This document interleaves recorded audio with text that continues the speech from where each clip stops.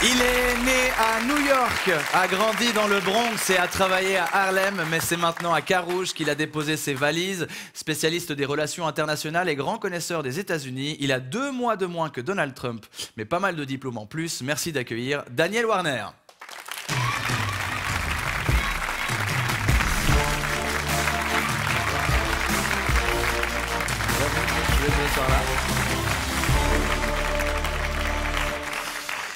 Bonsoir et merci d'avoir accepté notre invitation, Monsieur Warner. Enfin, Vincent Veillon a pour habitude de demander à ses invités comment ils vont, mais vu que moi, c'est moi aujourd'hui aux commandes, j'ai plutôt envie de vous demander comment vont les États-Unis.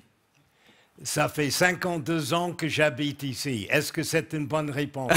C'est vrai que c'est très clair, merci. C'est vrai qu'il n'y a pas plus clair comme info, merci beaucoup. Plus que 10 jours avant l'élection, est-ce que vous vous réjouissez que ça soit derrière vous, que ça soit fait, quoi? Pas derrière moi, mais je crois que c'est le moment pour les Américains et pour le monde de savoir qui va gérer les États-Unis les prochains 4 ans. Qui c'est le prochain gérant, qui c'est le prochain patron? Ça fait des mois qu'on évoque un possible retour de Donald Trump à la Maison-Blanche. Il y a 4 ans, pardon, on se demandait s'il allait être réélu. Il y a 8 ans, on avait de la peine à croire à son élection. Vous en avez pas marre de parler de Donald Trump tout le temps? Mais pourquoi vous me posez cette question? C'est typique. Question, ouais. C'est toujours la première question. Il domine tout le média et les gens sont fascinés. Alors, ce qui m'intéresse, ce qui me fascine, pourquoi vous êtes fasciné par Donald Trump? C'est vrai, vous avez Moi, raison. je ne suis pas fasciné. Il vient de Queens, moi, je viens de Bronx. C'est Yverdon et Moudon un peu. À peu près, Okay, oui. dans la dynamique. Est-ce que c'est l'homme le plus important de la politique américaine, selon vous, en ce moment, Donald Trump? Qu'est-ce que ça veut dire important? C'est quelqu'un qui a fait faillite 4 fois. Il a 34 choses contre lui avec la justice. Alors pourquoi tout le monde est fasciné avec ça? Moi, je dis, pour expliquer aux Suisses, parce que c'est pas facile, c'est un petit peu comme Christian Constantin et Bernard Nico. Donc, c'est quelqu'un qui est très spectaculaire. Oui. Mais on parle de politique. On a vu des très, très bonnes photos et des émissions en Californie, à San Francisco. Il y a des gens SDF, il y a des gens qui crèvent de faim, il y a des problèmes d'écologie, il y a des problèmes nucléaires, et les gens sont fascinés avec Trump. Oui, parce qu'il danse pendant 40 minutes comme ça. Mais il danse mal en plus. En plus, c'est ça le pire. J'ai une fille ici qui danse beaucoup. Qui danse bien mieux que Donald Trump. Oui. On va continuer à parler de lui et aussi de sa rivale, mais d'abord, on découvre votre portrait. Il est signé Aurélie Cutin. Daniel Warner, il se souvient parfaitement ce qu'il faisait le 11 septembre 2001. Il était comme d'habitude sur les plateaux télé. Mais peut-être la prochaine fois, ça sera des tunnels, ça sera des chemins de fer. Comme à peu près à chaque fois que les États-Unis élisent un président, partent en guerre, pètent de travers, Daniel Warner est là, avec toujours la même coupe et toujours la même dégaine, pour nous expliquer, parfois avec des métaphores. Ça veut dire c'est nous, les Américains, qui font la cuisine, et ce sont des Européennes qui vont laver les vaisselles après. Merci, Monsieur Warner. Ah, mais parfois, il sait pas quoi dire, hein.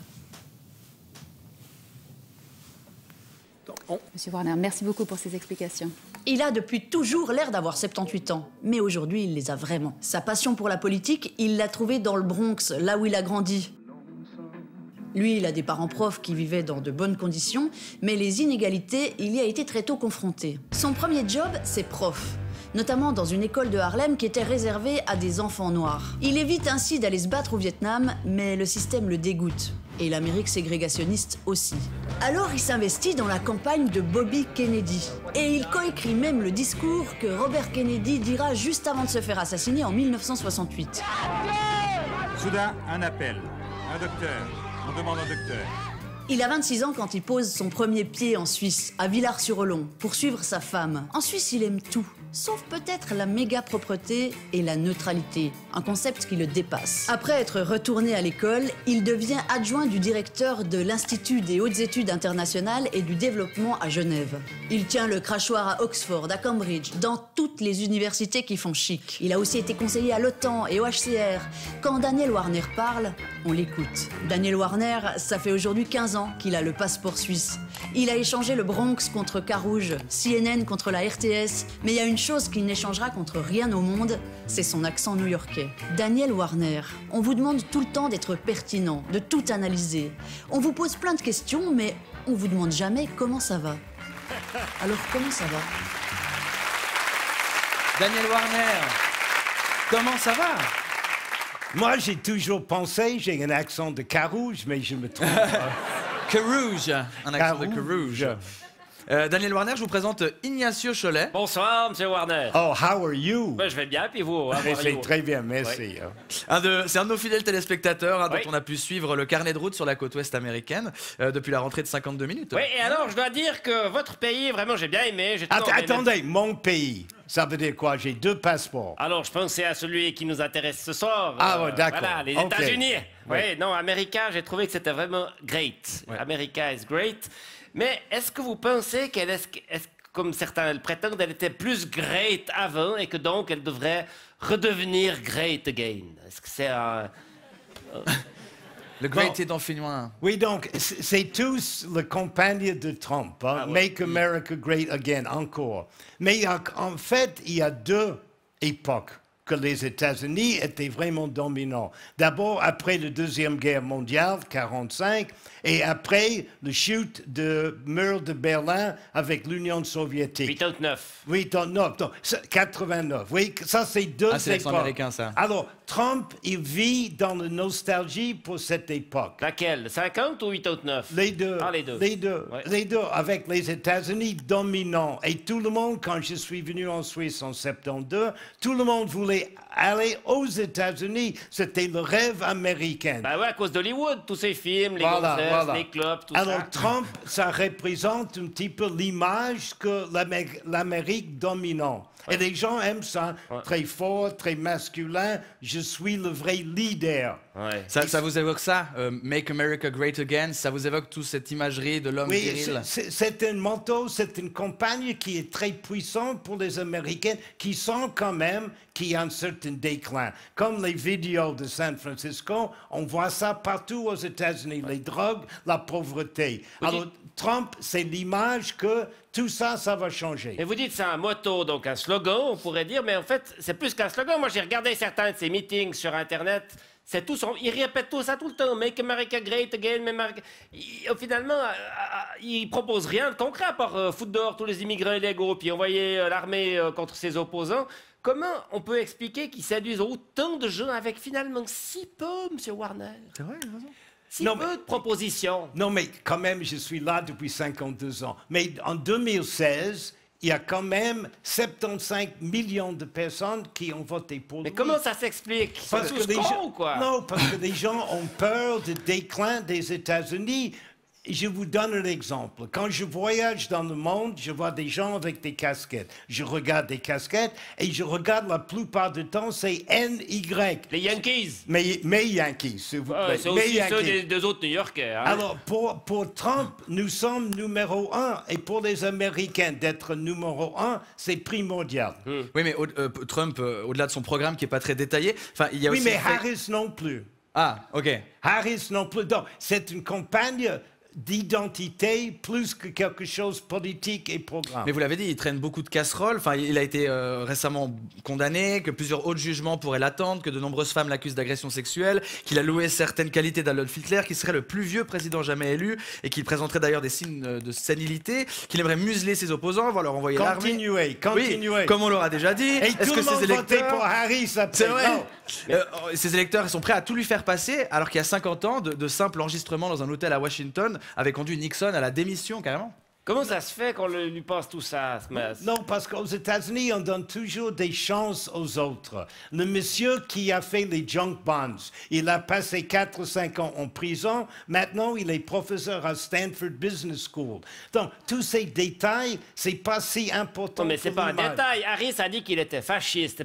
Vous êtes d'accord avec elle, d'ailleurs? Est-ce qu'il est fasciste, machin? Oui, mais c'est moins important que hier. Trump a dit les États-Unis est devenu une poubelle. Ça veut dire que c'est lui qui va mener les États-Unis comme une grande pays. À la comme déchetterie. Faut faire attention de bien trier, hein, c'est ça le... Oh, mais si c'est vrai ce qu'a dit Mme Harris et puis qu'il est fasciste, comment on peut expliquer que l'Amérique, qui a à l'époque sauvé l'Europe du fascisme, maintenant élise un fasciste? C'est quand même cinglé. Parce que les États-Unis cherchent des leaders qui sont très forts. Alors, est-ce que vous dites un leader très fort est naturellement fasciste? C'est un petit peu trop fort pour moi. C'est pas vrai. Mais par contre, laissez-nous quelques minutes de voir Madame Harris comme comparaison. D'abord, dans les 236 ans des États-Unis, jamais une femme présidente. Deuxième chose, jamais une femme de couleur. Jamais. Troisième chose, elle n'a jamais eu des enfants elle-même. Elle est critiquée parce qu'elle ne fait pas partie d'une famille nucléaire. C'est une famille reconstruite. Donc, tout ça, c'est l'opposé de l'homme fort, Marlboro Man comme Trump, et c'est trop grand un changement pour le peuple américain, pour beaucoup de gens. Mais on a l'impression que dans les sondages qui sont publiés, ils mettent tous Trump et Harris au coude à coude. Oui. Mais est-ce que vous osez aujourd'hui à vous risquer un pronostic, par exemple? En 2016, à la télé quelque part, j'ai dit que Hillary Clinton allait gagner. Ah oui, d'accord. Et Vous êtes fort.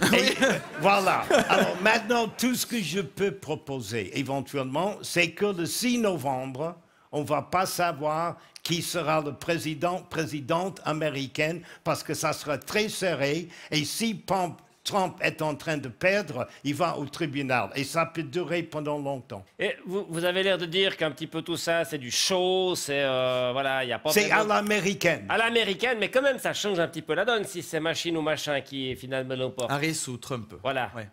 Non, mais je dis ce qui est important pour les gens de comprendre ici. En Angleterre, la campagne d'être Premier ministre et tout ça, c'est quelques semaines. Aux États-Unis, c'est Un an et demi. Plus même pour le Congrès. Et en plus, il y a des milliards de dollars. Alors, c'est que de spectacle, le débat. Si on regarde le débat entre Trump et Harris, on n'écoute pas. Il y a Trump qui était comme ça, sérieux, déterminé. Elle était un petit peu comme ça. C'est tout l'image. C'est Kennedy contre Nixon 1960. Et parce que Nixon s'est pas bien rasé, c'est Kennedy qui a gagné. Si on écoute le débat, c'est Nixon qui a gagné. Donc, pour le peuple américain, c'est un spectacle, c'est du théâtre. Oui, il est cinglé, votre pays. Je comprends que vous soyez... Mon pays, de nouveau, j'ai Non, un mais passeport l'autre. suisse, non. Le grand. The big one, yes. With Pas celui qui a cette forme-là. The lot of timelines, I guess. Sorry about the... OK. Et si Donald Trump gagne les élections américaines, est-ce que ça pourrait changer la face de l'Amérique qu'on connaît aujourd'hui? Ah oui, donc d'abord, l'Amérique est en train de changer. Déjà maintenant? Déjà maintenant, ce n'est pas la grande puissance, ce n'est pas le pays dominant. Je ne dis pas que c'est fini, mais il y a quand même des autres pays, les BRICS, Brésil, Russie, l'Inde, Chine, l'Afrique du Sud et des autres. Si Trump gagne... Pas la Suisse. Voilà, Non. oui, peut-être quelque part après. Peut-être la Sweden, du coup. Nous, on La finance Suisse. juste, on tire les ficelles. Tranquille. Les républiques seules, ce n'est pas exactement comme c'était au XVIIIe siècle. Mais la question, si Trump gagne, je crois que pour les Européens, surtout vis-à-vis de l'OTAN et d'autres choses, il n'est pas du tout pour le multilatéralisme. Donc Harris non plus. Mais il y aura des problèmes pour l'Europe. Mais il faut se préparer parce que je ne sais pas ce qui va se passer au Moyen-Orient ou en Russie avec l'Ukraine. Là, pendant la campagne, il y avait très peu de choses sérieuses sur la politique internationale. Par contre, pour les hommes riches, les Américains riches en Suisse, ça sera très bien parce que Trump a promis qu'il va couper les impôts. Là, je dois dire, je suis un tout petit peu envieux de vous, parce que je pense que c'est pas mal d'avoir votre âge et puis de pas avoir à subir ses conséquences trop longtemps. En tout cas, fin du suspense. Mais j'ai mon fils et petit-fils ici. Ah oui, c'est vrai, Voilà, quand c'est même. bon. Fin du suspense dans 10 jours en tout cas. Daniel Warner, je vous propose maintenant de répondre à quelques questions de téléspectatrices et téléspectateurs. Elles ont été laissées pour vous sur notre répondeur.